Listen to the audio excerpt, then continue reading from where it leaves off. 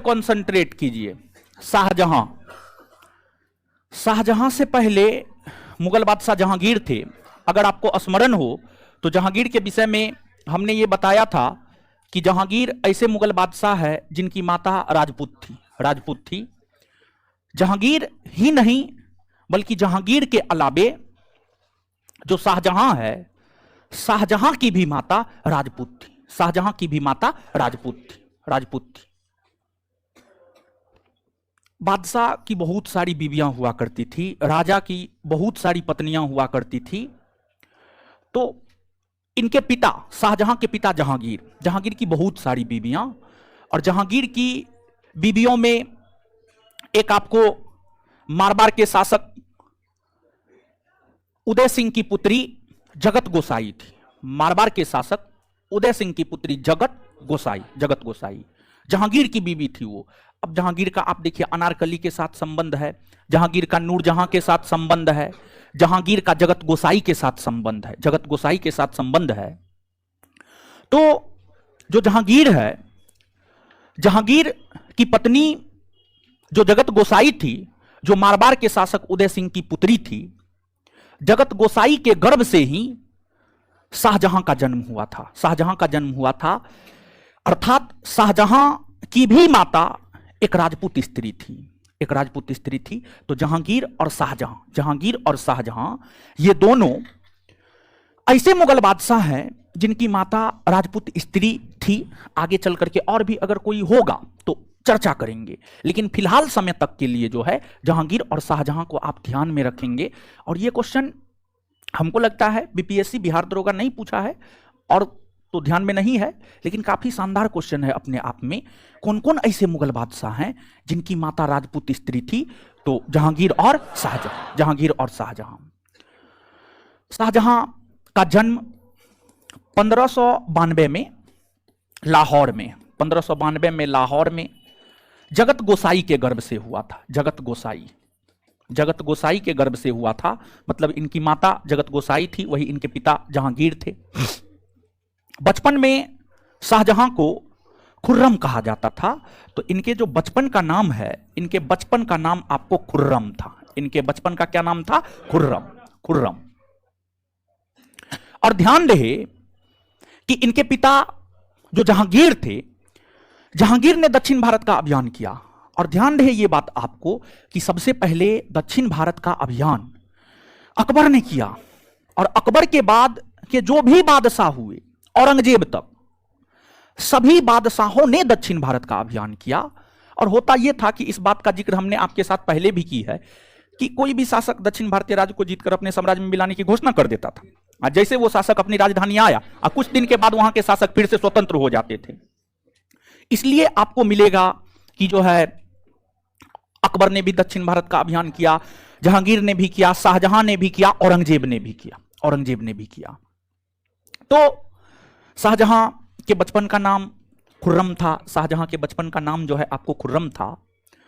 और जहांगीर इनके पिता थे। जहांगीर ने जो दक्षिण भारत का अभियान किया था, जहांगीर ने दक्षिण भारत का अभियान खुर्रम के नेतृत्व में किया। और खुर्रम को दक्षिण भारत में जगह जगह विजय प्राप्त हो रही थी।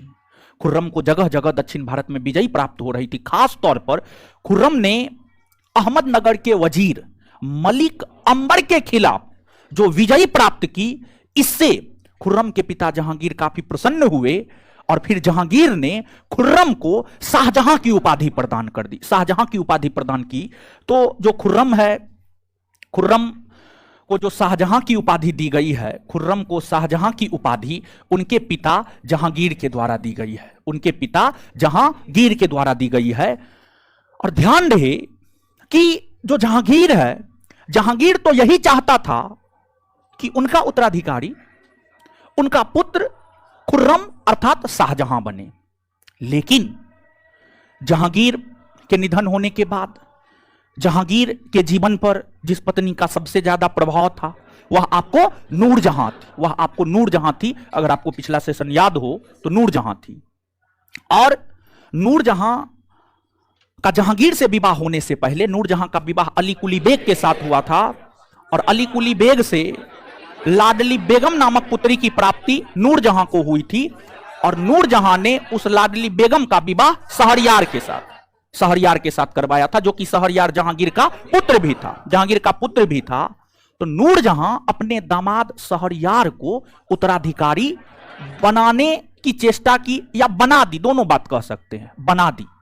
जहांगीर के निधन होने के बाद नूरजहां ने मौका का फायदा उठाते हुए जहांगीर का उत्तराधिकारी शहरयार को बना दी। शहरयार को बना दी। और जब शहरयार को बना दी तो उस समय खुर्रम दक्कन में था, दक्षिण भारत में था। खुर्रम को जैसे ही पता चला, खुर्रम दक्षिण भारत से दौड़ते दौड़ते दिल्ली पहुंचा, दौड़ते दौड़ते आगरा पहुंचा, आगरा पहुंचा। और फिर खुर्रम और शहरयार के बीच उत्तराधिकारी का युद्ध हुआ। खुर्रम और शहरयार के बीच उत्तराधिकारी का युद्ध हुआ और उस उत्तराधिकारी के युद्ध में खुर्रम योग्य व्यक्ति था, शहरयार अयोग्य था। खुर्रम ने शहरयार को पराजित कर दी और 1628 में अपना राज्याभिषेक करवाया विधिवत रूप से, और फिर शासन प्रशासन करना खुर्रम यानी शाहजहां ने शुरू किया। ध्यान रहे कि मुगल इतिहास में शासक बनने को लेकर जो पहला उत्तराधिकारी का युद्ध हुआ है, मुगल इतिहास में शासक यानी बादशाह बनने को लेकर जो पहला उत्तराधिकारी युद्ध हुआ है, वह आपको खुर्रम और शहरयार के बीच हुआ। काफी महत्वपूर्ण प्रश्न है यह अपने आप में। इससे पहले जहांगीर का अकबर के साथ मनमुटाव था, युद्ध नहीं हुआ था। जहांगीर ने अकबर के खिलाफ युद्ध नहीं किया था और जहांगीर के भाइयों ने जहांगीर को बादशाह बनने से रोका नहीं था। पहली बार मुगल इतिहास में एक भाई दूसरे भाई को बादशाह बनने से रोका और फिर दोनों भाइयों के बीच उत्तराधिकारी का युद्ध हुआ। तो जो शहरयार और खुर्रम है, ये दोनों भाई थे और ये दोनों भाई आपस में इस बात को लेकर लड़ रहे थे कि पिता का उत्तराधिकारी कौन होगा। दोनों के पिता जहांगीर ही थे। तो इस बात को भी आप याद रखिएगा। मुगल इतिहास में जो बादशाह बनने को लेकर पहला उत्तराधिकारी का युद्ध हुआ है, वह आपको खुर्रम और शहरयार के बीच हुआ है। और इसमें खुर्रम की जीत हुई, शहरयार की हार। फिर आपको खुर्रम 1628 ईस्वी में अपना राज्याभिषेक करवाया शाहजहां के नाम से राज्याभिषेक करवा करके शासन प्रशासन करना शुरू किया।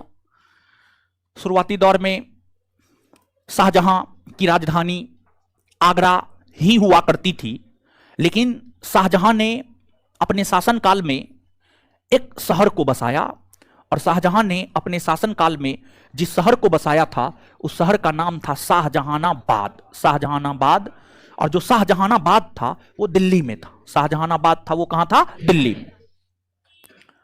शाहजहां ने अपनी राजधानी आगरा से शाहजहानाबाद को बनाया और शाहजहानाबाद दिल्ली में है, अर्थात मुगल बादशाह शाहजहां ने अपनी राजधानी को आगरा से दिल्ली स्थानांतरित की, तो यहां पर एक बात यह है कि शाहजहानाबाद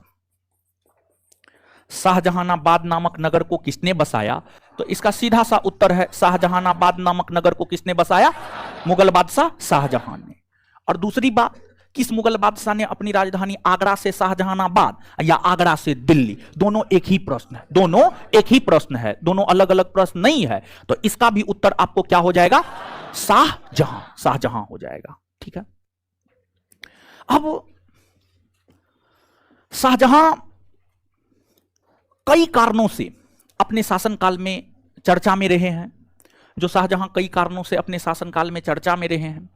उन कारणों को अगर आप टटोलेंगे तो जो शाहजहां है, इनका विवाह 1612 ईस्वी में नूरजहां के भाई आसफ खां की पुत्री, नूरजहां याद है ना? नूरजहां का भाई हुआ करता था आसफ खां, और आसफ खां की बेटी थी अर्जुमंद बानो बेगम। और उसी अर्जुमंद बानो बेगम के साथ शाहजहां का निकाह हुआ, अर्थात शाहजहां का विवाह हुआ। शाहजहां का विवाह 1612 ईस्वी में शाहजहां का विवाह 1612 ईस्वी में आसफ खां की पुत्री अर्जुमंद बानो बेगम के साथ हुआ। अर्जुमंद बानो बेगम के साथ हुआ। और जो अर्जुमंद बानो बेगम है वह शाहजहां से बेहद मोहब्बत करती थी और शाहजहां भी इनसे करते थे। शाहजहां की कई सारी पत्नियां हुआ करती थी। शाहजहां की कई सारी पटरानियां और कई सारी पत्नियां हुआ करती थी। और अर्जुमंद बानो बेगम ने शाहजहां को खुली छूट दे रखी थी कि आपको जितना विवाह करना है आप कीजिए, हमको इससे कोई प्रॉब्लम नहीं है। लेकिन अर्जुमंद बानो बेगम शाहजहां को यह कह रखी थी कि आप संतान की उत्पत्ति सिर्फ हमसे करेंगे, बाद बाकी। आप लोग हंस रहे हैं, अजीब हाल है। सही बात है जी। आपको क्या लग रहा है, मजाक लग रहा है? हम कहानी कह रहे हैं। ऐसे इतिहास एक कहानी है, समझ गए? इतिहास एक कहानी है, लेकिन यह बात सत्य है। जो बात हम बक रहे हैं वो सत्य है। हम क्लास में वही बात बोलते हैं जिसमें सच्चाई होती है, समझ गए? भले कुछ लोगों को लगता है कि यानी इंटरेस्ट जगाने के लिए ऐसा बोल रहे हैं, ऐसा कुछ नहीं है, यही सत्य था। अर्जुमंद बानो बेगम यानी दोनों के बीच एक अजीब प्रकार का संबंध था और बेहतर संबंध था। तो अर्जुमंद बानो बेगम खुली छूट दे रखी थी कि आपको जितना विवाह करना है आप कीजिए, हमको उससे कोई प्रॉब्लम नहीं है, लेकिन संतान की उत्पत्ति आप सिर्फ हमसे करेंगे। और इसलिए शाहजहां संतान की उत्पत्ति सिर्फ और सिर्फ अर्जुमंद बानो बेगम से किए। और टोटल शाहजहां को अर्जुमंद बानो बेगम से 14 संतान हुए। 14, समझ गए? 1612 में निकाह हुआ, 1612 में निकाह हुआ और 1631 में इनका निधन हो गया। 1612 में निकाह हुआ और 1631 में अर्जुमंद बानो बेगम का निधन हो गया। इस अवधि के दौरान 1612 से 1631 इस अवधि के दौरान शाहजहां को अर्जुमंद बानो बेगम से टोटल 14 संतान हुए। टोटल 14 संतान हुए। लेकिन ध्यान रहे कि 7 संतान ही जीवित रहा, 7 संतान मर गया। 7 संतान मर गया।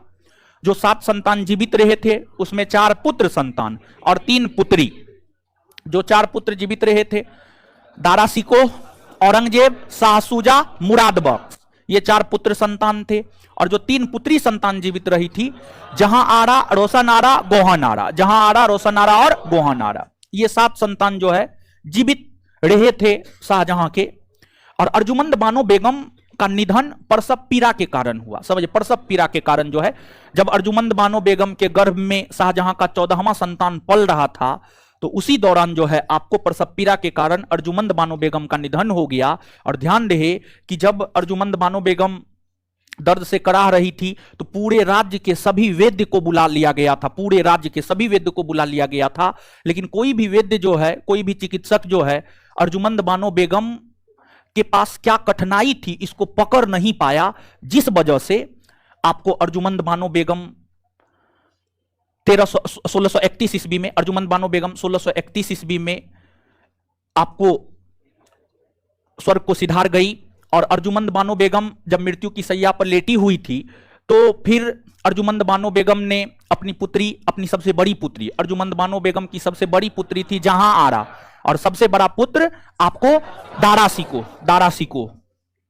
तो अर्जुमंद बानो बेगम ने अपनी सबसे बड़ी पुत्री जहां आरा को कुछ बात समझाई थी। जहां आरा को जो कुछ बात समझाई थी उसमें यह था कि आप सबसे बड़ी पुत्री हैं, तो आपको स्वयं के साथ साथ पूरे परिवार का ख्याल रखना है, अपने भाइयों का ख्याल रखना है, अपने पिता का ख्याल रखना है, पूरे परिवार को लेकर के चलना है।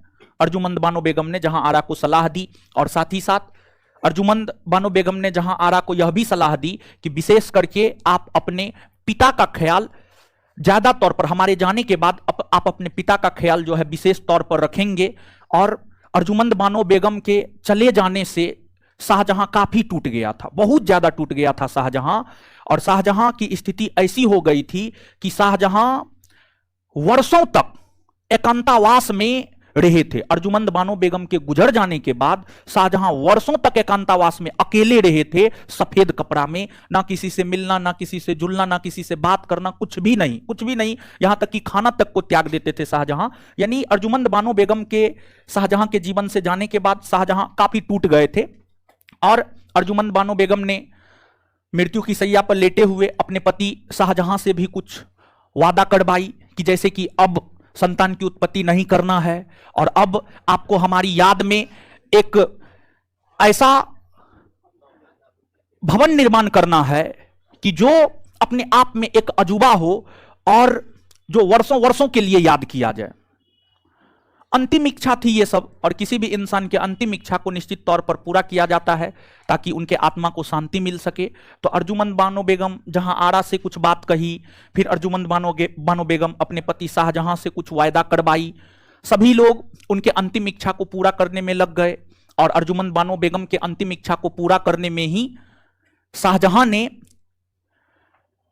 ताजमहल का निर्माण करवाया। शाहजहां ने ताजमहल का निर्माण करवाया। और ध्यान रहे कि ये जो अर्जुमंद बानो बेगम है, इन्हीं को इतिहास में मुमताज महल कहा जाता है। इन्हीं को इतिहास में मुमताज महल कहा जाता है, मुमताज महल कहा जाता है। और शाहजहां ने अपनी पत्नी अर्जुमंद बानो बेगम यानी मुमताज महल के स्मरण में तथा उसके वादा को पूरा करने के लिए जो है ताजमहल का निर्माण करवाया, ताजमहल का निर्माण करवाया। और अगर हम ताजमहल को देखें तो जो ताजमहल है आप सभी लोग जानते हैं, उत्तर प्रदेश के आगरा में है। यूनेस्को ने ताजमहल को 1983 ईस्वी में अपनी सूची में शामिल किया है। यूनेस्को ने 1983 ईस्वी में ताजमहल को अपनी सूची में शामिल किया है और पूरे विश्व के 7 अजूबा में एक अजूबा जो है आपको ताजमहल भी है, ताजमहल भी है। और जो ताजमहल है आपको, ताजमहल एक प्रकार का मकबरा है। इसकी रूपरेखा उस्ताद ईसा के द्वारा तैयार किया गया था। उस्ताद ईसा, रूपरेखा जो है उस्ताद ईसा के द्वारा तैयार किया गया था। उस्ताद ईसा के द्वारा तैयार किया गया था, यानी आर्किटेक्ट, वास्तुकार था। मतलब ये होगा, ये होगा, ये होगा, यहां पे ये पिलर देना है, वो देना है, समझ गए, इस सब का निर्धारण किया। फिर इसके जो मुख्य स्थापत्य कलाकार थे वह आपको उस्ताद अहमद लाहौरी थे। और ध्यान रहे कि शाहजहां का जो जीवन है ना, विवादों से घिरा हुआ जीवन है। देखिए, पहला विवाद ताजमहल को लेकर यह है कि ताजमहल के निर्माण करने वाले मजदूरों का हाथ शाहजहां ने कटवा दिया था। यह अफवाह है, इसमें कोई सच्चाई नहीं है। यह एक अफवाह है, इसमें कोई सच्चाई नहीं है। एक और है कि जब पूरा राज्य भुखमरी के चपेट में था तो शाहजहां ताजमहल बना रहा था। यह सच है, यह कोई अफवाह नहीं है, यह सच है। जैसे जब पूरा देश कोरोना संक्रमण से जूझ रहा था और लोगों को ऑक्सीजन नहीं मिल रहा था, लोग अपना जान त्याग रहे थे, प्राण त्याग रहे थे, तो उस समय रायसीना हिल्स पर सेंट्रल विस्टा का निर्माण किया जा रहा था। यह भी अपने आप में एक दुखद घटना है, भले जो भी है उस पृष्ठभूमि को छोड़िए। तो जैसे कोरोना काल में कुछ भी नहीं मिल रहा था, सेंट्रल विस्टा का निर्माण हो रहा था, वैसे ही शाहजहां के काल में राज्य में भूखमरी थी, अकाल पड़ गई थी, और एक तरफ शाहजहां अपने पत्नी की बातों को पूरा करने के लिए जो है लाखों पैसा बहाए जा रहे थे। यह सच है, यह कोई अफवाह नहीं है, ठीक है। एक अफवाह और है, एक अफवाह और ये है, ऐसे तो बहुत सारा अफवाह है, लेकिन यहां पर एक अफवाह और हम आपको बता दें कि जहां आरा अपने पिता शाहजहां का काफी ख्याल रखा करती थी, जिस कारण शाहजहां ने अपनी अधिकतर संपत्ति जहां आरा के नाम कर रखी थी, बहुत अधिक संपत्ति जहां आरा के नाम कर रखा था शाहजहां ने। और फिर जब अंग्रेज लोग भारत आए, अंग्रेजों का तो भारत आगमन 1600 ईस्वी से ही होने लगा था, तो अंग्रेजों ने यह देखा कि शाहजहां तो अपने पुत्र के बदले अपनी बेटी की ओर ज्यादा उनका झुकाव है, और अधिकतर संपत्ति शाहजहां ने जहां आरा के नाम कर रखी थी, जिस वजह से अंग्रेज इतिहासकारों को लगा कि कहीं ना कहीं शाहजहां का अपनी पुत्री जहां आरा के साथ नाजायज संबंध होगा, यह भी अपने आप में एक अफवाह है। इसमें कोई सच्चाई नहीं है कि शाहजहां का अपनी बेटी जहां आरा के साथ नाजायज संबंध था, यह एकदम सरासर गलत है। लेकिन यह भी एक अफवाह के तौर पर जो है आपको फैला हुआ है, लोग इसका गलत उपयोग करते हैं। जैसे कि नेहरू जी के विषय में, नेहरू जी की बहन थी विजया लक्ष्मी पंडित, विजया लक्ष्मी पंडित आजादी के बाद ब्रिटेन की राजदूत विजया लक्ष्मी पंडित बनी थी। भारत के तरफ से ब्रिटेन की राजदूत विजया लक्ष्मी पंडित बनी थी। तो विजया लक्ष्मी पंडित ब्रिटेन में ही रहा करती थी। नेहरू जी प्रधानमंत्री थे। नेहरू जी जब ब्रिटेन जाते थे तो उनकी बहन थी, राजदूत भी थी। और होता है ये कि अगर आपके देश का कोई भी ऊंचे ओहदे के अधिकारी दूसरे देश में जा रहा है तो वहां पर राजदूत ही रिसीव करता है। मतलब हमारे मोदी जी हैं, देश के प्रधानमंत्री हैं। अगर मोदी जी अमेरिका जाएंगे तो अमेरिका में जो भारत का राजदूत होगा वही मोदी जी को रिसीव करेंगे, और साथ ही साथ वहां के लोग भी रहेंगे, लेकिन भारत के राजदूत भी रहेंगे। तो नेहरू जी जब आपको ब्रिटेन जाते थे तो नेहरू की बहन विजया लक्ष्मी पंडित ब्रिटेन की राजदूत भी थी। अब भाई बहन था तो गला मिलना तो आम बात है। तो वही विजया लक्ष्मी पंडित का गला लगते हुए नेहरू जी के साथ फोटो है, और उसका दुरुपयोग जो है आज सोशल मीडिया के जमाना में जो है आपको किया जाता है और दिखाया जाता है, स्पेशली बीजेपी आईटी सेल के द्वारा, कि देखिए नेहरू का क्या संबंध है। ठीक है, तो ये गलत है, समझे। तो ये भी एक प्रकार का अफवाह है। तो वैसे ही ये भी एक प्रकार का अफवाह था। अब देखिएगा यहां पर ताजमहल को अगर हम देखें तो ताजमहल के निर्माण में कई वर्ष लगे थे। आपके नोट में होगा 1632 में ताजमहल बनना शुरू हुआ।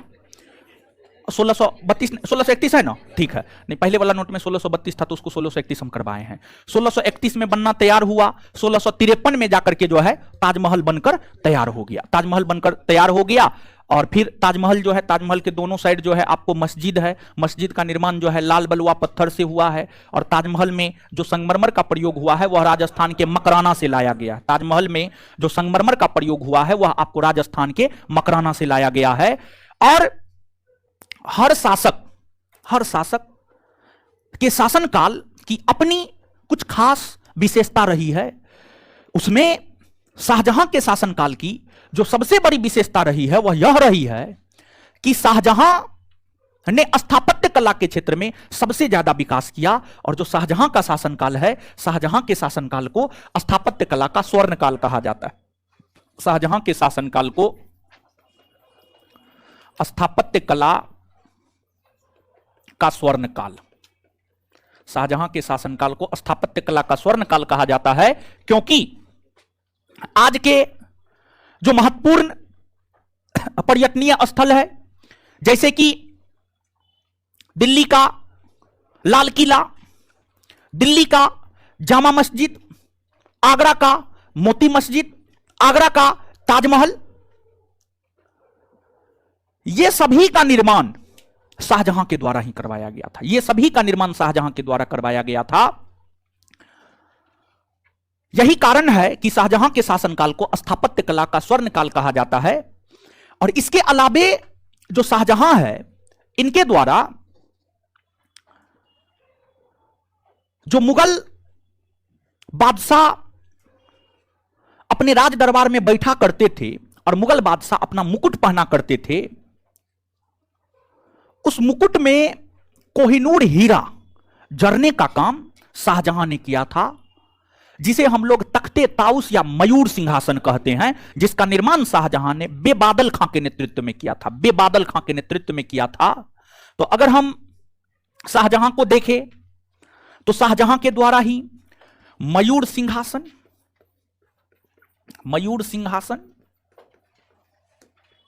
या तख्ते ताउत में कोहिनूर हीरा जड़ा गया था। और ध्यान रहे, यह मयूर सिंहासन तख्ते ताउस या ताउत पहले भी था, लेकिन उसमें कोहिनूर हीरा जड़ा हुआ नहीं था। और इसी को अंग्रेजी में पीकॉक थ्रोन भी कहा जाता है। पीकॉक थ्रोन भी कहा जाता है।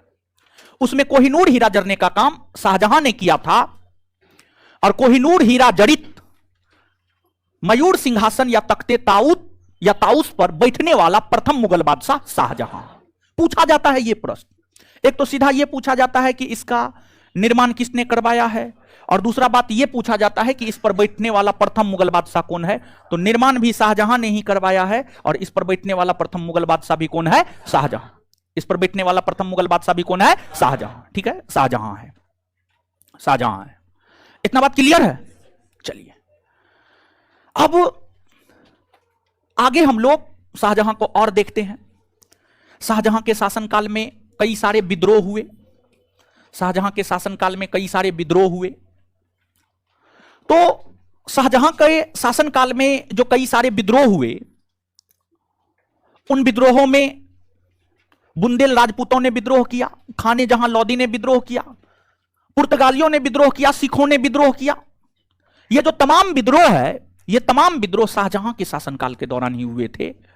तो शाहजहां के शासनकाल के दौरान विद्रोह होने लग रहे थे और शाहजहां के शासनकाल के दौरान जो विद्रोह होने लग रहे थे, उसका एक कारण यह है कि शाहजहां शासन प्रशासन पर ध्यान ही नहीं देते थे, बल्कि शाहजहां अपनी ख्वाहिश, अपनी बीबी की ख्वाहिश को पूरा करने में लगे हुए थे। जैसे कि आप मान लिया जाए कि हम आपसे पैसा लिए हैं कि हम आपको पढ़ाएंगे, ठीक, हम आपको पढ़ाएंगे और हम आपसे पैसा लेकर के हम अपनी ख्वाहिश पूरा करने में लग जाए, मतलब हम जो है सप्ताह में 3 दिन क्लास बंदे कर दे, घूमने के लिए चले जाए, तो आप लोग हमारे खिलाफ आवाज उठाइएगा कि नहीं उठाइएगा? निश्चित तौर पे उठाइएगा और उठाना भी चाहिए, निश्चित तौर पे उठाइएगा और उठाना भी चाहिए, समझ गए? एकदम उठाना चाहिए। हाँ, FIR कर दीजिए। ये नहीं पता है थाना खूब मैनेज होता है महाराज, वही तो हम बोलना चाह रहे थे। चलिए, तो जो विद्रोह है, विद्रोह इसलिए होने लगे थे। देखिए, इससे पहले जहांगीर जब बता रहे थे तो क्या जहांगीर के समय में विद्रोह की चर्चा की? नहीं की, क्योंकि जहांगीर के समय विद्रोह हुए ही नहीं थे। थोड़ा बहुत हुआ था तो उसकी चर्चा करने की कोई जरूरत ही नहीं है। लेकिन शाहजहां और औरंगजेब के काल में व्यापक स्तर पर विद्रोह होने लगा था, बड़े स्तर पर विद्रोह होने लगा था, क्योंकि ये लोग स्वयं पर ज्यादा ध्यान देने लगे थे, इसलिए जो है ऐसा होने लगा था। तो शाहजहां के बादशाह बनने के बाद सबसे पहले अगर किसी ने विद्रोह किया तो वह बुंदेला राजपूतों ने विद्रोह किया। बुंदेला क्षेत्र के राजपूत, बुंदेला राजपूत ने विद्रोह किया। और बुंदेला राजपूतों का विद्रोह शाहजहां के बादशाह बनने के ठीक बाद हो गया। शाहजहां अपना राज्याभिषेक 1628 में करवाया और 1628 ईस्वी में ही जो है आपको विद्रोह हो गए। बुंदेला राजपूत था जुझार सिंह। बुंदेला राजपूत जुझार सिंह के नेतृत्व में बुंदेला राजपूतों ने शाहजहां के शासनकाल में 1628 ईस्वी में विद्रोह किया। और जो बुंदेला राजपूत था उसकी शक्ति को शाहजहां भी समझता था। शाहजहां भांप लिया कि अगर हम इस विद्रोह को दबाने के लिए स्वयं नहीं जाएंगे तो भले विद्रोह दब जाएगा लेकिन यह विद्रोह फिर से हो जाएगा। तो शाहजहां अपनी बुद्धि का प्रयोग करते हुए इस विद्रोह को दबाने के लिए स्वयं गए, ताकि बुंदेला राजपूत को लग जाए कि नहीं, बादशाह जो है सक्रिय है। और फिर जुझार सिंह के विद्रोह को शाहजहां स्वयं जाकर के दबा दिया। कालांतर में जाकर औरंगजेब के समय में भी बुंदेला राजपूतों ने विद्रोह किया और औरंगजेब के समय में छत्रसाल के नेतृत्व में बुंदेला राजपूतों का विद्रोह हुआ। और सबसे प्रभावशाली बुंदेला राजपूतों का विद्रोह औरंगजेब के समय छत्रसाल के नेतृत्व में हुआ था। यह यूपी पीसीएस का पूछा हुआ क्वेश्चन है और बिहार दरोगा में पूछने की तो पूरी संभावना है। एक बात हम आपको बता देते हैं, ठीक है, ऐसे हम आपको बोले थे लेकिन हम आपको कर नहीं पा रहे हैं, मतलब हम आपको बोले हुए थे, आप लोग तो नहीं याद रखते, हम जो बोलते हैं हमको स्वयं याद रहता है, समझे। पीसीएस का शनिवार को बोले थे कि डिस्कशन करवाएंगे, शनिवार को यूट्यूब चैनल पे, लेकिन हम करवा नहीं पा रहे हैं, ठीक है, बहुत सारा कारण है, नहीं करवा पा रहे हैं। तो जो है आपको स्पेशली जब आप जो है क्वेश्चन बैंक देखिएगा तो क्वेश्चन बैंक में जो है बिहार दरोगा का क्वेश्चन बैंक देखिएगा, 2, 3, 4 क्वेश्चन सीधे पीसीएस से उठा करके डाल दे रहा है और वही सब क्वेश्चन बच्चा के लिए न्यू हो जाता है, वो सब क्वेश्चन बच्चा नहीं बना पाता है। तो ये बात है। तो यहां पे एक बात बताना चाह रहे थे, UP PCS, MP PCS, Rajasthan PCS, UP MP Rajasthan, UP MP Rajasthan, ये 3 पीसीएस समझिए, ये 3 पीसीएस के क्वेश्चन बैंक को आपको देखना चाहिए। और ध्यान रहे कि हम जो डेली टेस्ट करवाते हैं, daily test series with discussion करवाते हैं ना, daily test series with discussion जो करवाते हैं, उसमें हम कभी 10 क्वेश्चन पीसीएस का देते हैं, कभी 15 देते हैं, कभी 25 देते हैं। उसमें हम पीसीएस का क्वेश्चन शामिल करते हैं। और सबसे ज्यादा तरजीह मेरा यह होता है कि आपको एमपी, यूपी, राजस्थान, ये तीनों पीसीएस के क्वेश्चन को हम कवर करवा दे। इसलिए भी हम आपको बोलते हैं डेली टेस्ट सीरीज दीजिए, ठीक है, डेली टेस्ट सीरीज दीजिए। वहां पे आप देखते होंगे कुछ नया नया क्वेश्चन मिलता होगा, तो जो नया क्वेश्चन मिलता है ना, वो एकदम पीसीएस का क्वेश्चन है। और आपको डेली टेस्ट सीरीज मेरे ख्याल से आपको देना चाहिए। हम आपको बैच में शुरू से बोल रहे हैं, आप बैच के साथ साथ डेली टेस्ट सीरीज दीजिए, बैच के साथ साथ डेली टेस्ट सीरीज दीजिए, समझ गए। और नोट सब भी बनाइए। हम हर बात आपको बोलते हैं, कुछ लोग इन सभी बातों, कुछ लोग हमारी बातों को शब्द स फॉलो करते होंगे, और हमको पूरा विश्वास है 90% लोग हमारी बातों को शब्द स फॉलो नहीं करते होंगे। इतना विश्वास है हमको आप पे, 90%। 10 लोग शब्द स फॉलो करते हैं, और जो 10% लोग शब्द स फॉलो करते हैं वो निश्चित तौर पर जो है काफी आगे जाएंगे। और कल हमारे सामने में ही एक लड़का जो है बिट्टू सर को फोन किया था, तो यानी सारा कुछ बता रहा था, सर हम ये कर रहे हैं, सर हम वो कर रहे हैं, वो कर रहे हैं, वो कर रहे हैं, मतलब हम जितना बताए हुए थे यानी हर चीज कर रहा था। तो बिट्टू सर भी बोले कि देखिए ऑनलाइन वाला लड़का है, आप जो भी बोल रहे हैं सब चीज कर रहा है, तो ये सब टॉप काहे नहीं करेगा, समझ गए। और बिट्टू सर ये भी बोल रहे थे कि ऑफलाइन वाला लड़का को हम लोग बोलते हैं कि कीजिए, तो उन लोगों को लगता है कि मजाक कर रहे हैं, समझ गए। जैसे अभी शाहजहां के विषय में बता रहे थे, तो आप लोग को लग रहा होगा कहानी है, एको गो कहानी नहीं है, सब सच्चाई है, समझ गए। और आपको बोलते हैं, आपको तो लगता है ऐसे है, समझे। तो करना है कीजिए, नहीं करना है मत कीजिए। हमारा काम है सही डायरेक्शन देना, आपका काम है नहीं करना, समझ गए। चलिए अब आगे आइएगा। 1 तारीख से एडमिशन होगा, 1 तारीख से ऊपर वाला क्लासरूम जो है मेरे अधीन आ गया है, समझे। 1 तारीख से एडमिशन होगा। अभी डेली टेस्ट सीरीज में जो है ना जगह नहीं है कि हम बैठा पाए, इसी वजह से एडमिशन नहीं हो रहा है। लेकिन 1 तारीख से ऊपर वाला एक क्लासरूम हो जाएगा, तो उसमें भी 700-800 लड़का बैठ सकता है, यहाँ से लेकर के उधर पीछे तक है, समझे। तो फिर उसमें जो है आप ले लीजिएगा। और दूसरा चीज ये है कि ऑनलाइन भी आप ले सकते हैं। आज से नया शुरू हुआ है, ठीक है, आज से नया शुरू हुआ है, समझे। और आज का जो शुरुआती 10 गो क्वेश्चन है, काफी अच्छा क्वेश्चन है, खुद हम क्रिएट किए हैं वो क्वेश्चन, काफी शानदार क्वेश्चन है। शुरुआती 10 क्वेश्चन खुद क्रिएट किए हैं, समझे। वो क्वेश्चन हमको नहीं लगता है उसमें 1-2 क्वेश्चन हो सकता है कि आपको कहीं मिला होगा, शुरुआती 10 क्वेश्चन तो हमको नहीं लगता है आपको कहीं मिलेगा, समझे। चलिए, तो इसके बाद शाहजहां के शासनकाल में खान ए जहां लोदी का भी विद्रोह हुआ था। शाहजहां के शासनकाल में 1630-31 ईस्वी में, 1630-31 ईस्वी में खान ए जहां लोदी, खान ए जहां लोदी, खान ए जहां लोदी का विद्रोह हुआ था। खान ए जहां लोदी का विद्रोह हुआ था। खान ए जहां लोदी कौन था? तो हम आपको यह बात बता दें कि यह दक्कन का सूबेदार हुआ करता था, दक्षिण भारत का सूबेदार हुआ करता था। और ध्यान रहे, जब बादशाह जहांगीर थे, जब बादशाह कौन थे? जहांगीर। जहांगीर के समय दक्कन का सूबेदार खान ए जहां लोदी था। और जहांगीर इनका काफी सम्मान किया करता था। जहांगीर के समय जब ये दरबार में आते थे, मुगल दरबार में आते थे, तो एक दामाद की तरह इनका स्वागत होता था। और इसलिए मुगलों के प्रति काफी वफादार था खान ए जहां लोदी। और ध्यान रहे कि जब बुंदेला राजपूत जुझार सिंह ने मुगलों के खिलाफ विद्रोह कर रखी थी, तो उस विद्रोह में शाहजहां का साथ खान ए जहां लोदी ने दिया था। शाहजहां का साथ खान ए जहां लोदी ने दिया। और इनके साथ के कारण ही शाहजहां ने बुंदेला राजपूत के विद्रोह को आसानी से दबा दिया, बुंदेला राजपूत के विद्रोह को आसानी से दबा दिया। लेकिन शाहजहां के समय, शाहजहां के शासनकाल के समय, जब खान ए जहां लोदी मुगल राज दरबार में गए, तो इनका वैसा स्वागत नहीं हुआ जो जहांगीर के समय होता था। इनकी उपेक्षा की गई। इनको लगा कि अब तो हमारा कोई महत्व ही नहीं रह गया है। तो ये दक्कन की ओर भाग खड़ा हुए, विद्रोह कर दिया। और विद्रोह करने के बाद दक्कन, यानी दक्कन का सूबेदार था, दक्षिण भारत का सूबेदार था, तो वहां की ओर भाग खड़ा हुआ और मुगल शाही सेना उसका पीछा किया। और फिर इनकी हत्या कर दी, इनकी हत्या कर दी। फिर इनका विद्रोह जो है आपको दब गया, इनका विद्रोह दब गया। इसके बाद शाहजहां के समय पुर्तगालियों ने भी विद्रोह करना शुरू कर दिया था। पुर्तगाली ने भी विद्रोह करना शुरू कर दिया था। पुर्तगाली आपको याद कीजिए, पुर्तगाली का आगमन भारत में 1498 में ही हो गया था। पानी है जी।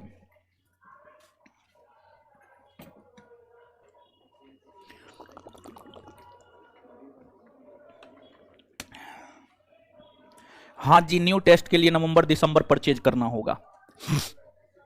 चलिए, पुर्तगाली 1498 में ही भारत आ गया था। पुर्तगाली काफी मजबूत हो गया था। तो फिर मजबूत होने के बाद पुर्तगाली हुआ यह था कि एक तो यूरोपीय लोगों का जो भारत आगमन हुआ ना, तो उनका एक काम तो व्यापार करना था, तो वो तो व्यापार करता था। फिर उनका जो दूसरा काम था भारत में ईसाई धर्म का प्रचार प्रसार करना। भारत में ईसाई धर्म का प्रचार प्रसार करना। तो पुर्तगाली जो है ना, हिंदू और मुस्लिम दोनों धर्म में हस्तक्षेप करने लगा था और दोनों धर्म के लोगों को ईसाई बनाने लगा था, हिंदू को भी मुसलमान को भी। शाहजहां को यह पता चला तो शाहजहां ने पुर्तगालियों को लेकर कड़ा रुख अपनाया और फिर पुर्तगालियों ने शाहजहां के समय विद्रोह कर दिया। पुर्तगालियों ने शाहजहां के समय विद्रोह 1632 में किया। शाहजहां मुगल बादशाह थे, पुर्तगाली फिरंगी था, विदेशी था, तो स्वाभाविक सी बात है शाहजहां पुर्तगाली के विद्रोह को आसानी से दबा दिए होंगे। और सच भी यही है कि शाहजहां ने पुर्तगालियों के विद्रोह को एकदम आसानी से दबा दिया, एकदम आसानी से दबा दिया। और फिर स्पेशली पुर्तगाली हुगली के क्षेत्र में, हुगली समझिए, हुगली पश्चिम बंगाल, हुगली पश्चिम बंगाल में, हुबली कर्नाटक में, ठीक है, दोनों अलग अलग स्थल है, समझ गए। तो पुर्तगालियों ने 1632 में विद्रोह किया। 1632 में उस विद्रोह को जो है शाहजहां ने आसानी से दबा दिया। इसके बाद सिखों ने भी विद्रोह किया था। देखिए, सिख के विद्रोह का कारण क्या था? सिख के विद्रोह का कारण यह था कि आपको सिख धर्म के 5वें गुरु अर्जुन देव की हत्या जहांगीर ने करवा दी थी, जिस वजह से सिख अब मुगलों को अपना दुश्मन मानने लगा था। तो जहांगीर के बाद शाहजहां बने यहां पर बादशाह, और अर्जुन देव के बाद गुरु हरगोबिंद बने, जो कि सिख धर्म के 6ठे गुरु बने थे। हरगोबिंद ने मुगलों का प्रतिरोध किया और हरगोबिंद ने मुगल बादशाह शाहजहां के साथ युद्ध लड़ा, लेकिन उस युद्ध में शाहजहां की ही जीत हुई। यानी कुल मिलाकर के अगर आप देखेंगे तो शाहजहां के समय बुंदेला राजपूत जुझार सिंह का विद्रोह, दक्कन के सूबेदार खाने जहां लोधी का विद्रोह, पुर्तगालियों का विद्रोह, सिखों का विद्रोह, ये तमाम विद्रोह हुए, ठीक है। लेकिन शाहजहां ने सफलतापूर्वक इन सभी विद्रोहों को आसानी से दबा दिया। शाहजहां ने सफलतापूर्वक, क्योंकि इस समय मुगल बादशाह काफी मजबूत स्थिति में था, तो सभी को दबा दिया। तो ये कुछ प्रमुख विद्रोह शाहजहां के समय हुए थे। फिर अपने पिता जहांगीर की भांति शाहजहां ने भी साम्राज्य विस्तार किया। संपूर्ण उत्तर भारत तो मुगलों के अधीन था ही, तो उत्तर भारत में तो शाहजहां को कुछ करना था नहीं, तो शाहजहां ने दक्षिण भारत का अभियान किया। तो जो शाहजहां है, इन्होंने साम्राज्य विस्तार को लेकर दक्षिण भारत का अभियान किया। दक्षिण भारत के अंतर्गत शाहजहां ने अहमदनगर के बाद गोलकुंडा के बाद बीजापुर। और ध्यान रहे कि जैसे आप याद कीजिए, अकबर ने दक्षिण भारत का अभियान अब्दुल रहीम खान ने खाना और अपने पुत्र मुराद के नेतृत्व में किया। जहांगीर ने दक्षिण भारत का अभियान अपने पुत्र खुर्रम के नेतृत्व में किया। शाहजहां ने दक्षिण भारत का अभियान महाबत खां और अपने पुत्र औरंगजेब के नेतृत्व में किया। औरंगजेब के नेतृत्व में शाहजहां ने दक्षिण भारत का अभियान किया। इस अभियान के क्रम में शाहजहां ने अहमदनगर को 1633 में जीतकर मिला लिया, गोलकुंडा और बीजापुर को 1636 में जीतकर मिला लिया। फिर इसके बाद शाहजहां के समय कंधार जो कि वर्तमान में अफगानिस्तान में पड़ता है। देखिए, ध्यान रहे, यहां पर हम आपको बताना चाहेंगे, भारत है, पाकिस्तान है, अफगानिस्तान है। अफगानिस्तान में काबुल और कंधार है। अफगानिस्तान में काबुल और कंधार है। प्राचीन भारतीय इतिहास में एक हम लोगों को कुषाण वंश के विषय में पढ़ना होता है। प्राचीन भारतीय इतिहास में एक हम लोगों को कुषाण वंश के विषय में पढ़ना होता है। और जो कुषाण वंश था और जो कुषाण वंश के शासक थे, कुषाण वंश के शासकों ने सबसे पहले काबुल और कंधार के साथ साथ पूरे भारत पर शासन किया था। कुषाण वंश के बाद मुगल बादशाह ऐसे शासक हुए जिसने काबुल और कंधार पर शासन किया। और ध्यान रहे, जहांगीर के समय कंधार मुगलों से स्वतंत्र हो गया था। 1622 में जहांगीर के समय कंधार मुगलों से स्वतंत्र हो गया था। लेकिन फिर से शाहजहां के समय 1638 में कंधार मुगलों के पास आ गया। 1638 में कंधार मुगलों के पास आ गया। लेकिन कालांतर में 1649 ईस्वी में कंधार शाहजहां के समय ही फिर से मुगलों के हाथ से निकल गया। और फिर कंधार पर कभी मुगलों का शासन स्थापित नहीं हो पाया। और ध्यान दे, यहां पर समझिएगा एक बार फिर से, एक तो फैक्ट यह है कि कुषाण शासकों ने काबुल और कंधार के साथ साथ भारत पर शासन किया। दूसरा यह है कि कुषाणों की भांति मुगलों ने पूरे भारत के साथ साथ काबुल और कंधार पर शासन किया। और इसी को सम्मिलित रूप से मिलाकर कह सकते हैं काबुल और कंधार पर मुगल और कुषाणों का शासन रहा है। ठीक है। इसके बाद अगला फैक्ट यह है कि पहली बार कंधार मुगलों के हाथ से किसके शासनकाल में निकला था? तो आंसर जहांगीर। और अगला फैक्ट यह है कि कंधार हमेशा के लिए मुगलों के हाथ से किस बादशाह के शासनकाल में निकल गया? तो शाहजहां। तो देखिए, दोनों अलग अलग क्वेश्चन है। यहां पर विद्यार्थी कंफ्यूज होता है और दोनों प्रश्न पूछा जाता है। अगर कंधार के विषय में यह पूछा जाए कि कंधार सर्वप्रथम मुगलों के हाथ से किस बादशाह के समय निकला था, तो उत्तर जहांगीर। और वहां पर हमेशा शब्द जोड़ दे कि कंधार मुगलों के हाथ से हमेशा के लिए किसके शासन निकला? हमेशा के लिए किसके साथ? शाहजहां के शासनकाल में। बात समझ रहे हैं? चलिए, तो ये चीज है, इसको भी आप याद रखिएगा। तो ये तो शाहजहां के साम्राज्य को लेकर बातें हुई कि शाहजहां ने अपने शासनकाल में किस क्षेत्र को जीतकर मिलाया, कौन से क्षेत्र शाहजहां के शासनकाल में स्वतंत्र हो गए। तो ये तमाम प्रकार की बातें हुई। अब देखिएगा शाहजहां की धार्मिक नीति, शाहजहां की धार्मिक और राजपूत नीति।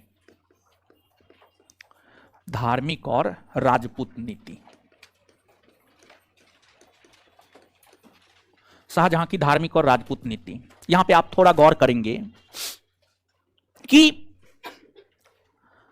इनसे पहले जो बादशाह जहांगीर थे, जो बादशाह अकबर थे, उन लोगों की जो नीतियां थी, धार्मिक सहिष्णुता की नीति, धार्मिक समन्वय की नीति, सुलह एक कुल की नीति, धर्मनिरपेक्षता की नीति, अर्थात जहांगीर, औरंगजेब, हुमायूं, बाबर, ये सभी लोग आपस में मिलजुल कर रहने की बात करते थे और एक दूसरे का सहयोग करके आगे बढ़ने की बात करते थे। और मंदिर मस्जिद को तोड़ने की बात ये सब बादशाह नहीं करते थे।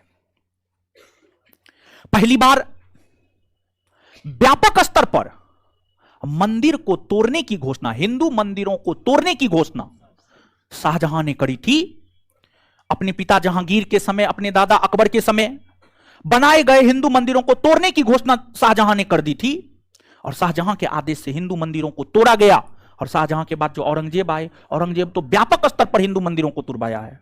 और ध्यान रहे कि भारत में पहले हिंदू शासकों का शासन हुआ है। और भारत में आप गुप्त काल को याद कीजिए, गुप्त काल से भारत में मंदिर निर्माण कला का जन्म हुआ, व्यापक स्तर पर मंदिर बनाए गए। हिंदुओं के शासन के बाद मुसलमानों का शासन आया। तो अधिकतर जगह जहां मस्जिद है वह पहले कहीं ना कहीं मंदिर था। और उन मंदिरों को तुड़वा करके ही मुस्लिम शासकों ने मस्जिदों का निर्माण करवाया है। इसमें सच्चाई है, इससे कोई लोग भाग नहीं सकता है। आप खुद सोचिए ना, पहले हिंदुओं का शासन था, भारत में मंदिर निर्माण कला का जन्म हो चुका था, मूर्ति निर्माण कला का जन्म हो चुका था, तो भारत में मंदिर मूर्ति बनाए जाने लगे थे। बाद में मुसलमानों का शासन हुआ है, तो मुसलमानों ने मंदिर को तुड़वा करके वहां पर मस्जिद बनाया है। इसके कई सारे पुरातात्विक साक्ष्य है, कई सारे साहित्यिक साक्ष्य है। यहां तक कि मुस्लिम शासकों ने स्पष्टता पूर्वक मस्जिद पर लिखा है, यहां पर पहले फलना मंदिर था, इसको तोड़ करके हम फलना मस्जिद बनवाए हैं। समझ गए? तो यह चीज है। तो जो शाहजहां की धार्मिक नीति थी, शाहजहां की धार्मिक नीति और राजपूत नीति दोनों उदार नहीं थी, दोनों उदार नहीं थी, बल्कि अनुदारवादी नीति थी शाहजहां की। हिंदू मंदिरों को तोड़ने की घोषणा करी, साथ ही साथ मुस्लिम कन्याओं के लिए यह घोषणा करी कि मुस्लिम कन्याएं हिंदुओं के साथ विवाह नहीं कर सकती, मुस्लिम कन्याएं हिंदुओं के साथ विवाह नहीं कर सकती है। फिर दूसरी बात, शाहजहां ने अपने शासनकाल में ऊंचे पदों पर राजपूतों को नहीं बैठाया, बड़े बड़े अपवाद स्वरूप एक आध को बैठाया, लेकिन ऊंचे पदों पर राजपूतों को नहीं बैठाया, नहीं बैठाया राजपूतों को। मतलब मतलब जो शाहजहां की नीतियां थी वह आपको अकबर और जहांगीर की नीतियों की ठीक विपरीत थी, ठीक विपरीत थी। और फिर आपको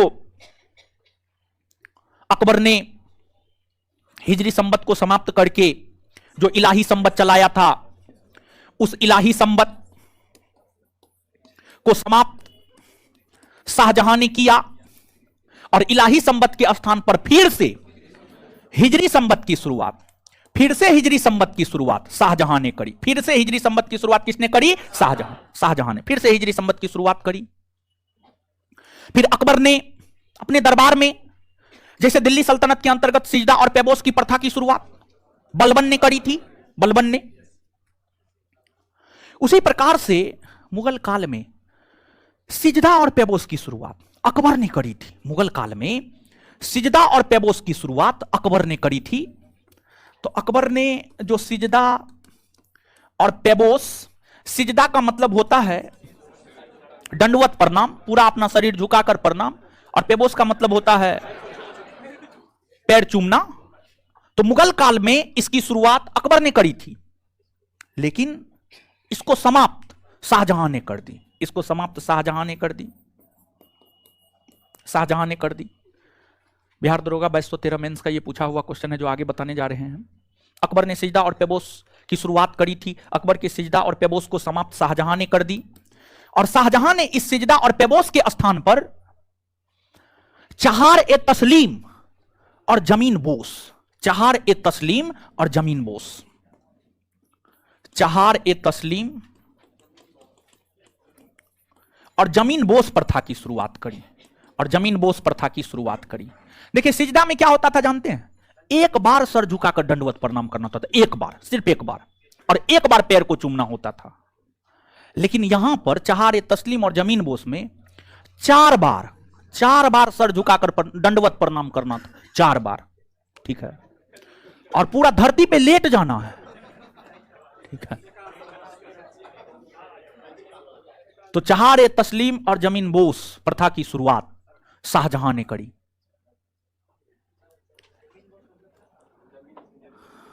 जमीन पे लेट जाइए। तो हाँ, चलिए, तो ये बात है। इसके बाद शाहजहां को हम देखें तो शाहजहां अपवाद स्वरूप एक ऐसे मुगल बादशाह हैं जिनके जीवित रहते ही उनके पुत्रों के बीच उत्तराधिकारी का युद्ध होने लगा था।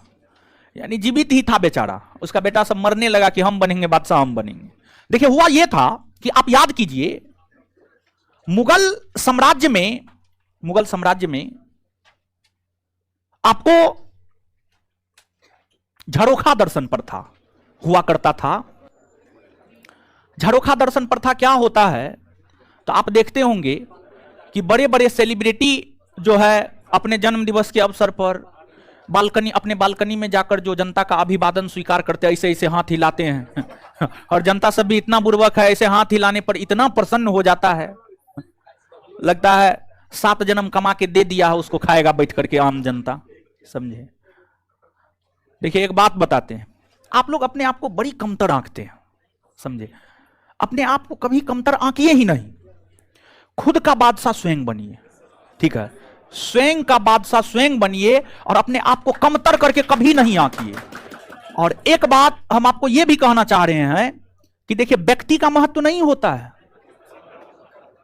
महत्व होता है समय का, समय का महत्व, समय जगह परिस्थिति, समय जगह परिस्थिति, ये तीन चीज का महत्व होता है। और ये तीन चीज अगर आपके बस में है तो आप सब चीज हैं, और इस तीन में से कुछ भी नहीं है तो आप कुछ नहीं है, समझ गए। तो अपने समय को मजबूत बनाइए, समझे। और अपने समय को मजबूत बनाने, हम सभी लोग मध्यम वर्गीय फैमिली से आते हैं, तो हमको अगर अपने समय को मजबूत बनाना, अपनी परिस्थिति को मजबूत बनाना है तो उसके लिए हमको मेहनत करना होगा, समझे, मेहनत करना होगा। तो मेहनत कीजिए, आपका समय स्वयं मजबूत हो जाएगा, समझे। चलिए, हाँ क्या बोल रहे थे, हाँ, आप इस बात को समझिए कि झरोखा दर्शन की प्रथा मुगल काल में हुआ करती थी। झरोखा दर्शन में हुआ यह करता था कि जो बादशाह होते थे अपनी रानी के साथ बालकनी में आकर जनता का अभिवादन स्वीकार करता था, जनता से बात करता था, जनता की समस्या सुनता था और उन समस्याओं का समाधान किया करता था, उन समस्याओं का समाधान किया करता था। आपको सितंबर 1657 में शाहजहां गंभीर रूप से बीमार पड़ा और वह झरोखा दर्शन पर नहीं आने लगा, झरोखा दर्शन पर नहीं आने लगा। तो राज दरबार के ही कुछ लोगों ने अफवाह फैला दिया कि शाहजहां स्वर्ग को प्यारे हो गए। उनका 4 पुत्र था, औरंगजेब दक्कन दक्षिण भारत में था, शाह शुजा बंगाल में था, मुराद बख्श गुजरात में था, दारा शिकोह उत्तर भारत में था, पंजाब के क्षेत्र में था। तो सब अपने आप को बादशाह घोषित कर दिया। मुराद बख्श का हम भी बादशाह हैं, दारा शिकोह का हम भी बादशाह हैं। तो अब मुगल राज दरबार के जो पदाधिकारी थे उन्होंने कहा कि सब बादशाह कैसे हो सकता, बादशाह तो एक ही हो सकता, बादशाह तो एक ही है। अब आपस में लड़िए, जो जीतिएगा वो बादशाह बनिएगा, हम लोग उसको बादशाह मानेंगे। और फिर सब आपस में लड़ने झगड़ने लगा, शाह शुजा दारा शिकोह के साथ, दारा शिकोह औरंगजेब के साथ, सब आपस में लड़ने झगड़ने लगा। और इसी युद्ध को इतिहास में उत्तराधिकारी का युद्ध कहा जाता है, उत्तराधिकारी का युद्ध कहा जाता है।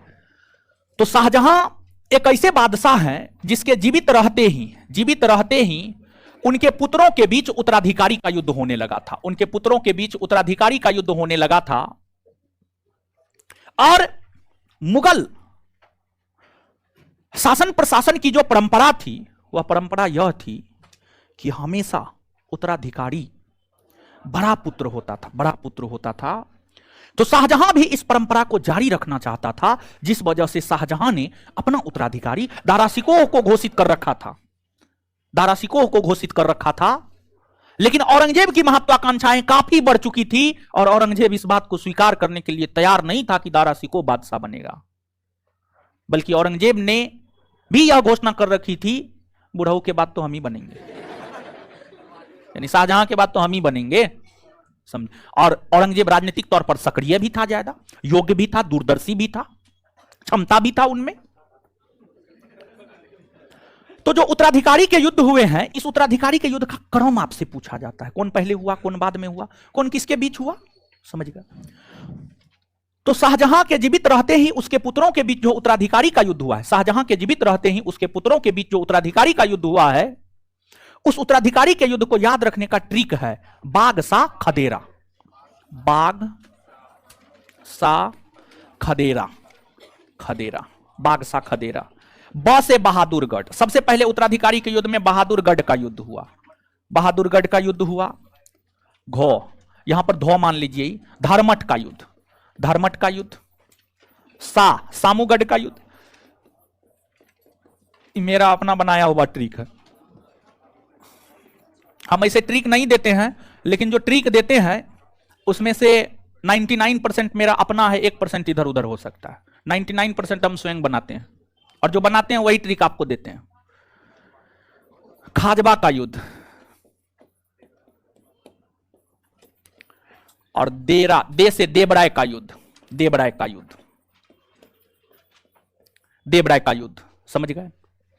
बहादुरगढ़ बनारस में है, धर्मट उज्जैन में है, सामूगढ़ आगरा में है, खाजबा इलाहाबाद में है और देवराय अजमेर में है। देवराय अजमेर में है। तो ये तो स्थान हमने आपको बताया कौन स्थान कहां है। और इसको याद रखने का ट्रिक है बहादुरगढ़ का युद्ध, सॉरी बागसा खदेरा, बहादुरगढ़ का युद्ध, धर्मट का युद्ध, सामूगढ़ का युद्ध, खाजबा का युद्ध और देवराय का युद्ध। ये शाहजहां के जीवित रहते ही उनके पुत्रों के बीच होने वाले उत्तराधिकारी के युद्ध है, उत्तराधिकारी के युद्ध है। अब इस युद्ध के विषय में बताते हैं हम आपको।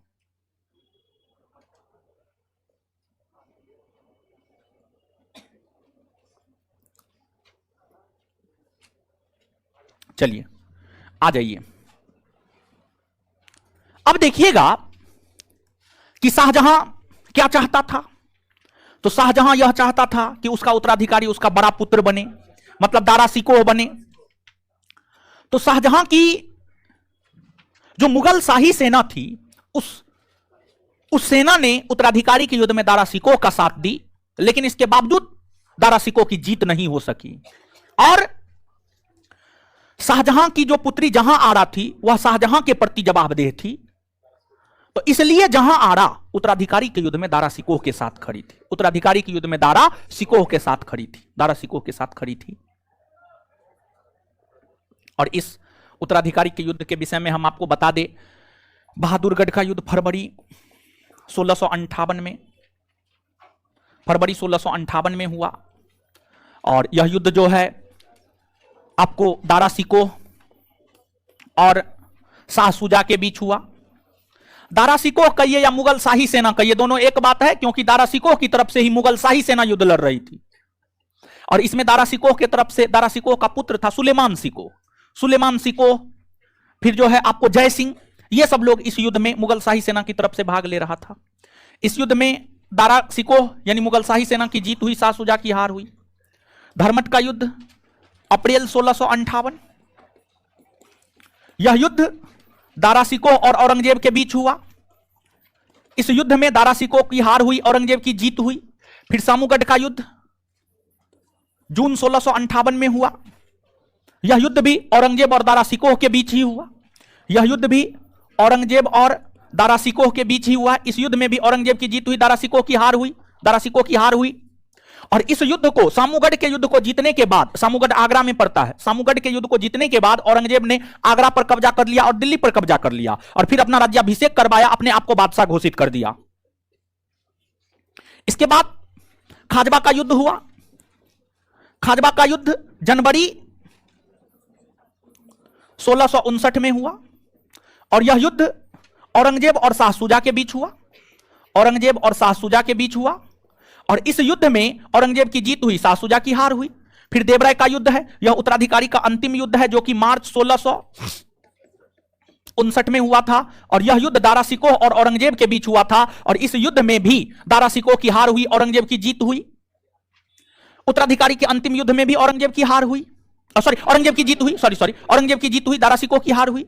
तो दारा सिकोह को बार बार युद्ध में पराजय का सामना करना पड़ रहा था, जिस वजह से दारा सिकोह को इस्लाम विरोधी करार देते हुए उनको मौत के घाट उतार दिया गया। इस्लाम विरोधी करार देते हुए उन्हें मौत के घाट उतार दिया गया।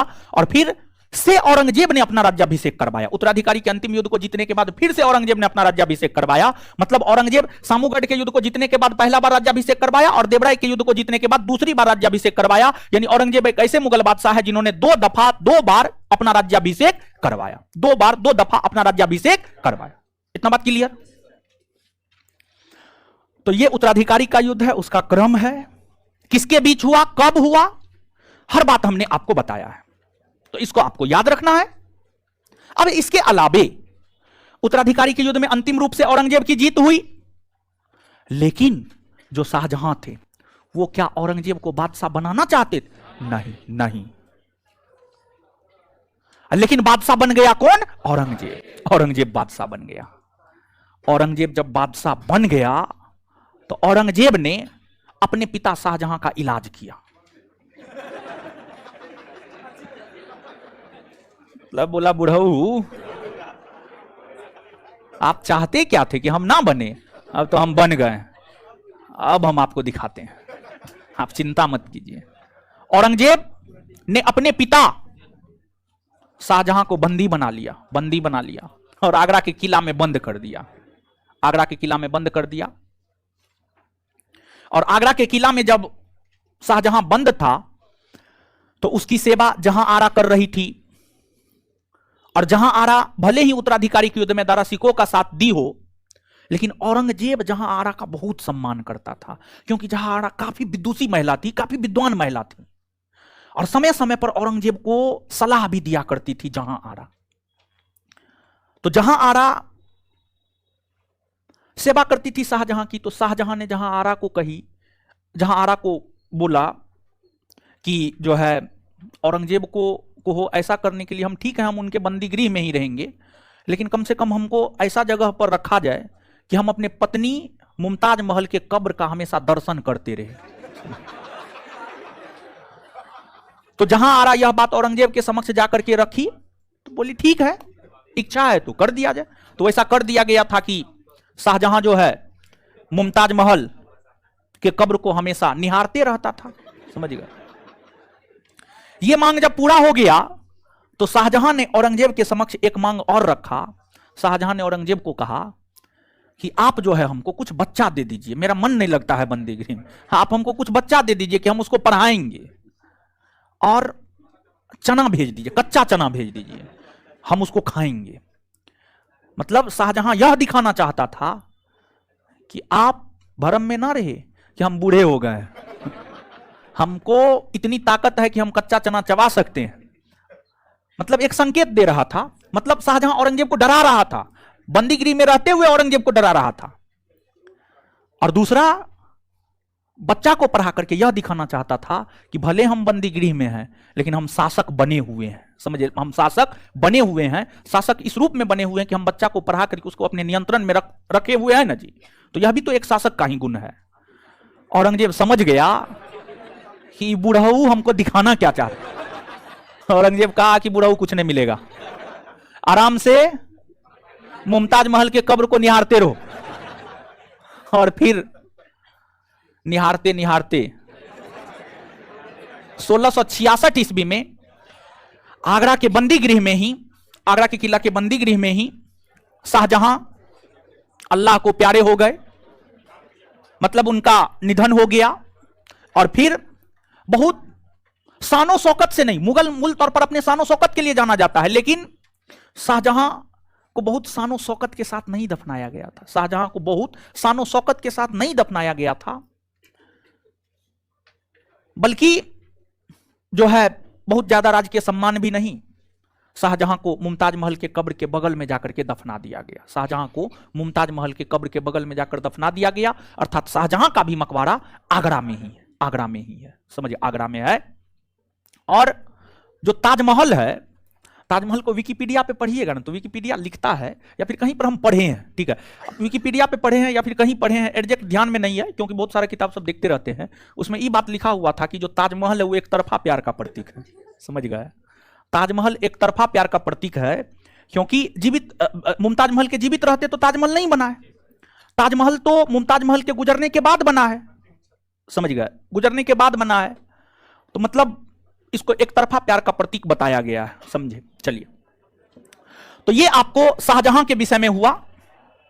अब जो है शाहजहां का उत्तराधिकारी उसका पुत्र औरंगजेब बना है, तो अब हम लोग औरंगजेब के विषय में जानते हैं, ठीक है। औरंगजेब के विषय में जानते हैं, तो आज तो टाइम नहीं है कि औरंगजेब को बता सके, तो अगले क्लास में जो है हम आपको औरंगजेब के विषय में बताएंगे। लेकिन अब आइए आप मेरे साथ याद कीजिए, ठीक है।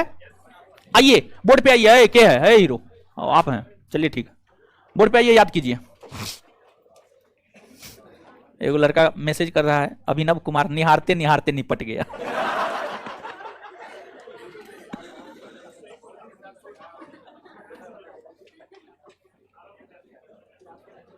हाँ विकास जी, हाँ बापे था। चलिए,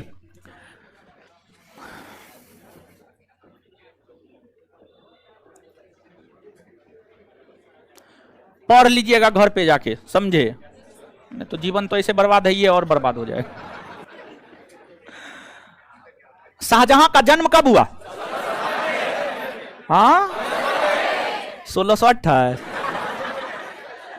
जान मार देंगे हम। जन्म लिया बादशाह बन गया। शाहजहां का जन्म कब हुआ? कहां हुआ? किसके गर्भ से? इनकी माता राजपूत स्त्री थी, इनके अलावा और किन की?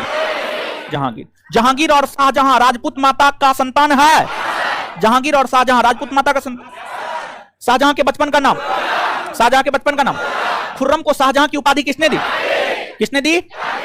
जहांगीर ने दक्षिण भारत का अभियान किसके नेतृत्व में किया? किसके नेतृत्व में? और सर्वप्रथम बादशाह बनने को लेकर उत्तराधिकारी की युद्ध किसके किसके बीच हुआ? खुर्रम और शाहजहां जब बादशाह बना था तो उनकी राजधानी कहां थी? मार फटा से ठीक कर देंगे। आगरा। कहां थी? कहां थी? आगरा। दिल्ली में शाहजहानाबाद नामक शहर को किसने बसाया? दिल्ली में शाहजहानाबाद नामक शहर किसने बसाया?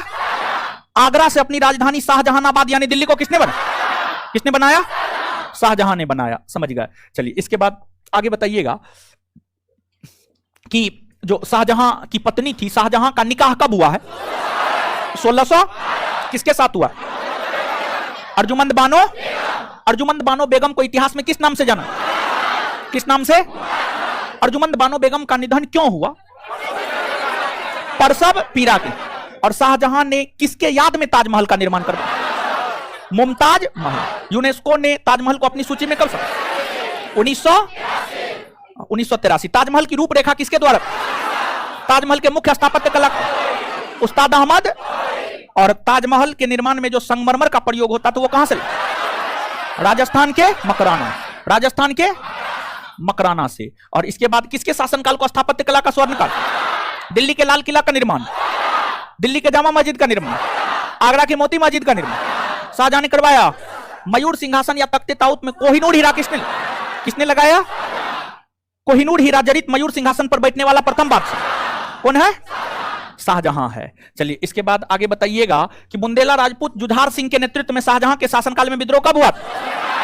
किस बुंदेला राजपूत ने शाहजहां के शासनकाल में विद्रोह किसने किया था? दक्कन के किस सूबेदार ने शाहजहां के समय विद्रोह किया? दक्कन के किस सूबेदार ने?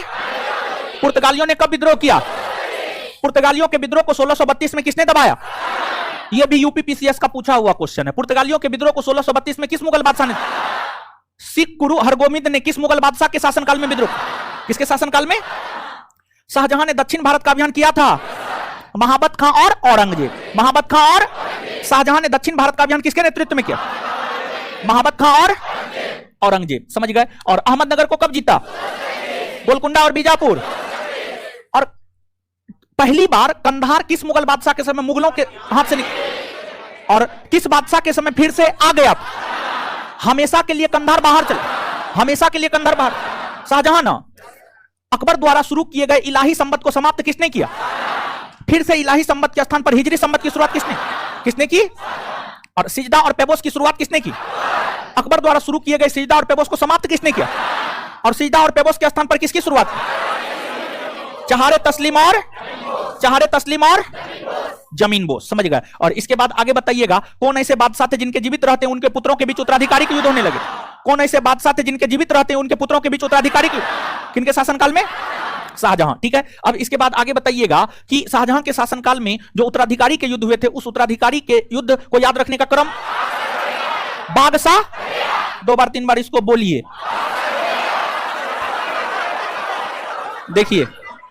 देखिए अभी तो ठीक है। यही क्वेश्चन हम आपको बोल रहे हैं 15 दिन के बाद पूछेंगे। जवाब देगी? नहीं देगी, कोई नहीं देगी। ठीक है। बादशाह। बैसे बैसे धासे धासे सासे सासे खासे खासे देसे देसे देबराय। ठीक है। बहादुरगढ़ का युद्ध कब हुआ है? किसके किसके बीच? किसकी जीत हुई? धर्मट का युद्ध अप्रैल 1600 किसके किसके बीच? किसकी जीत हुई? सामूगढ़ का युद्ध किसके किसके बीच? किसकी जीत हुई? खाजबा का युद्ध किसके किसके बीच? किसकी जीत हुई? देबराय का युद्ध किसके किसके बीच? चलिए इसके बाद जो शाहजहां के पुत्र हैं दाराशिकोह सबके विषय में आगे अगले क्लास में हम आपको बताएंगे। अब आगे बात बताइएगा शाहजहां का निधन कब हुआ है? 1666। 1600 शाहजहां का निधन कब हुआ? शाहजहां का मकबरा कहां है? शाहजहां का मकबरा आगरा में है। क्लियर हो गया? चलिए ठीक है, बहुत बढ़िया।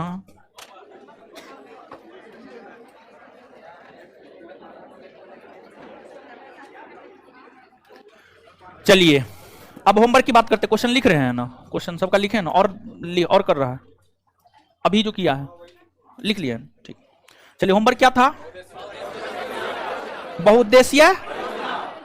चलिए इसके बाद अगला होमवर्क है आपका कृषि, कृषि हरित क्रांति, कृषि और हरित क्रांति 13 और 14।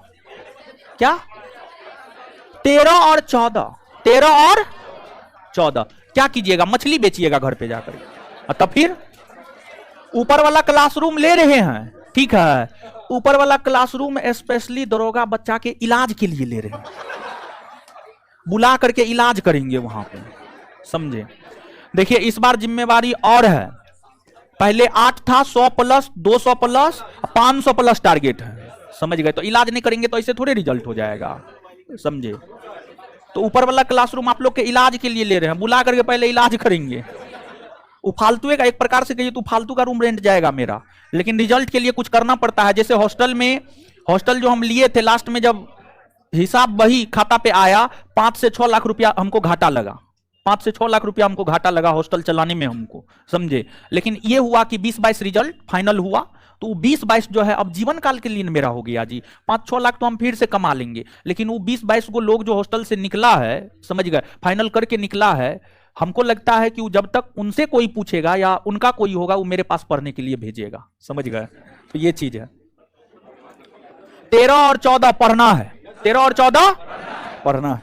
अब क्वेश्चन पूछते हैं, जवाब दीजिए। पिछले क्लास में 1 बाय 1 पूछे थे या सम्मिलित रूप से?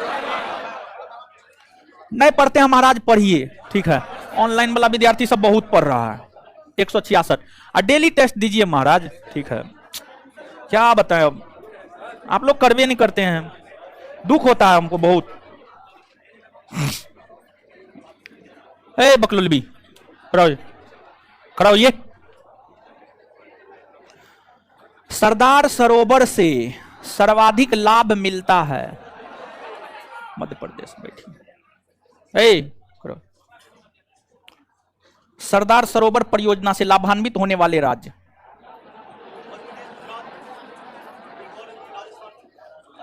महाराष्ट्र। चलिए बताइए तो सरदार सरोवर बांध किस नदी पर बना? नर्मदा। कौन सरदार सरोवर परियोजना के विरोध में है? मेघा। इंदिरा सागर बांध किस नदी पर? नर्मदा। ओंकारेश्वर परियोजना किस नदी पर? नर्मदा। नर्मदा बचाओ आंदोलन किस बांध की ऊंचाई बढ़ाने के निर्णय का विरोध कर रहा? सरदार। भाखड़ा नांगल परियोजना कौन नदी पर? सतलज। शिव समुद्रम जल विद्युत परियोजना स्थित है कौन राज्य में? कर्नाटक। तमिलनाडु एवं कर्नाटक का जल विवाद किस नदी? हीराकुंड बांध कौन नदी? टिहरी बांध। टिहरी बांध। दामोदर घाटी निगम की स्थापना कब हुई है?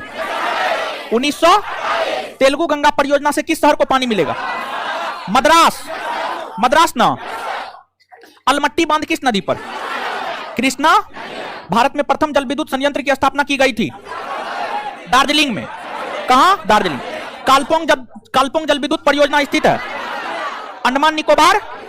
अंडमान निकोबार। पोंग बांध किस नदी पर? ब्यास। गोविंद बल्लभ पंत जलाशय कहां स्थित है? उत्तर। मलमपूछा बांध किस नदी पर? मलमपूछा। चेरुथानी बांध पेरियार नदी। कौन नदी पर? कोल बांध परियोजना कौन नदी पर? सतलज। कौन नदी पर? सतलज ना। चलिए अगला होमवर्क तो दें, किसका है? किसका होमवर्क दे दिए है ना? और कुछ है? इकोनॉमिक्स का तो सोमवार को पूछना, सोमवार को ना। हाँ तो पढ़िए, पढ़ते हैं कि नहीं पढ़ते हैं? देखिए ध्यान दीजिए, सुनिए, अल्लाह नहीं, 1 मिनट। देखिए आपको ऑनलाइन ऑफलाइन दोनों सुविधा है, फायदा उठाइए। बार बार चीजों को देखिए, एक चीज याद नहीं रहता 2 बार 3 बार 4 बार 5 बार देखिए, समझ गए? और डेली टेस्ट जो है दीजिए। आज से नवंबर दिसंबर या दिसंबर जनवरी वाला शुरू हुआ होगा, आज से दिसंबर वाला जो है, नवंबर दिसंबर वाला शुरू हुआ है टेस्ट, तो आज से जो है कंटिन्यू कीजिए। अगर अभी तक आप नहीं किए हैं कंटिन्यू कीजिए, टेस्ट कीजिए, टेस्ट कीजिए, टेस्ट कीजिए, ऑनलाइन कीजिए, ऑफलाइन कीजिए, जैसे करना है कीजिए, लेकिन टेस्ट कीजिए, डेली टेस्ट कीजिए, डिस्कशन कीजिए, समझ गए? जीवन में सफल होना है तो, और नहीं सफल होना है तो कोई बात नहीं। और सब ठीक ठाक चल रहा है ना? इकोनॉमिक्स देख रहे हैं ना? हाँ हाँ ठीक है। हाँ क्वेश्चन बैंक नहीं हो रहा है, अरे हो जाएगा। अरे आप हम पे भरोसा रखिए, हम जो बोले हैं वो करवाएंगे, भले थोड़ा सा टाइम लगेगा वो अलग बात है। ठीक है, हमको निकलने दीजिए तब निकलिएगा। धन्यवाद सभी लोगों का, ऑनलाइन वाले लोग, आप लोगों का भी धन्यवाद। मैथ स्टार्ट जल्दी होगा।